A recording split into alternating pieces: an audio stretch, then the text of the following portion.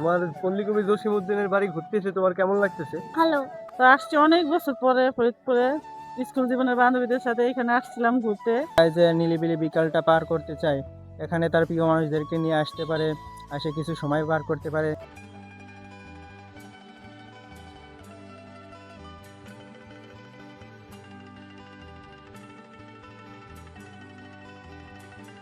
আমি এখন আছি পল্লীকবি জসিমউদ্দিনের বাড়ির ঠিক সামনে যে মাঠটা আছে সেখানে। তো একটা সময় এই মাঠে সন্ধ্যা লাগলেই অন্ধকার হয়ে যেত। তো এখন এখানে বেশ কিছু দোকানপাট হয়েছে, তাই এখানে অনেক আলোয় অনেক দূর থেকে যেসব পর্যটকরা আসছে এখানে এসে আলো দেখতে পাচ্ছে, কিছু খাবার দোকান হয়েছে তারা খেতে পারছে। তাই সেই বিষয়ে কিছু পর্যটক এবং দোকানদারদের সাথে কথা বলার চেষ্টা করব।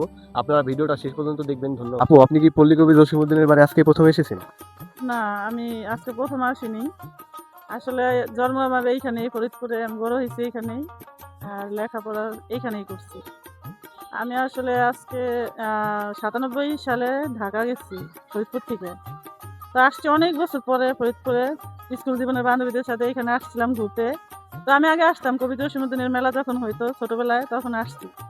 আজকে আবার আসছি বান্ধবীদের সাথে। যেহেতু একটা সময় আপনি যখন আসছিলেন তখন তো এরকম জমজমাট পরিবেশ ছিল না, তখন হয়তো এখানে সন্ধ্যা নামার পর পরই এখানে অন্ধকার নেমে আসতো।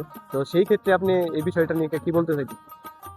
আমি আজকে মানে যখন আমরা ছোটবেলায় আসতাম তখন মেলা হইলে আসতাম। মেলা হইলে তখন জমজমাট থাকতো। তবে আজকে আসছি, আজকে এসে এইখানে দেখি একদম ঢাকার মতোই।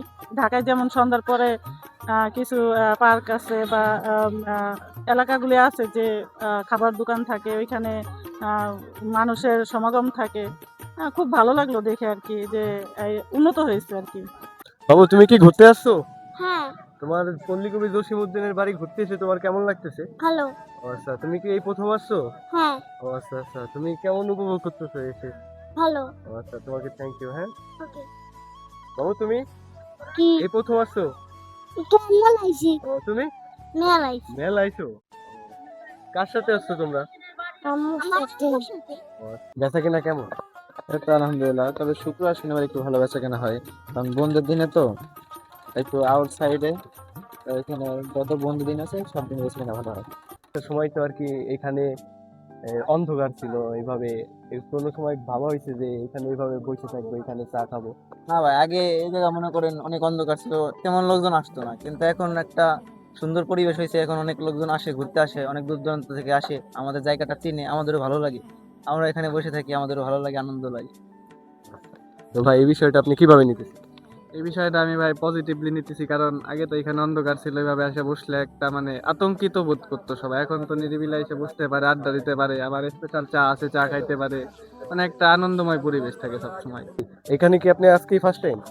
জি ভাইয়া, এই ফার্স্ট টাইম বলতে কি, এর আগেও একবার আসছিলাম, কিন্তু তখন এরকম ভাবে দোকানপাট ছিল না, কিন্তু এখন আগের থেকে অনেক ভালো হয়েছে।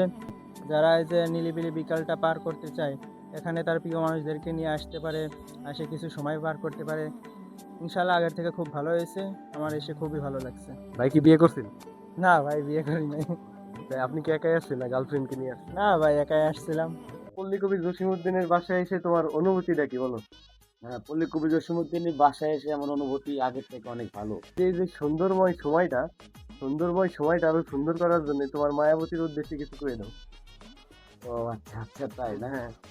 হ্যাঁ, তার কখনো যদি সময় হয় সে ইনশাল্লাহ সেও আসবে। তোমার সাথে না ওর হাজবেন্ড অথবা তার বয়ফ্রেন্ডের সাথে? আসবে তো একজনের সাথে। এই বেচা কিনা কেমন? বেচা কিনা মোটামুটি একেবারে খারাপ না, মোটামুটি একটু ভালো যাচ্ছে।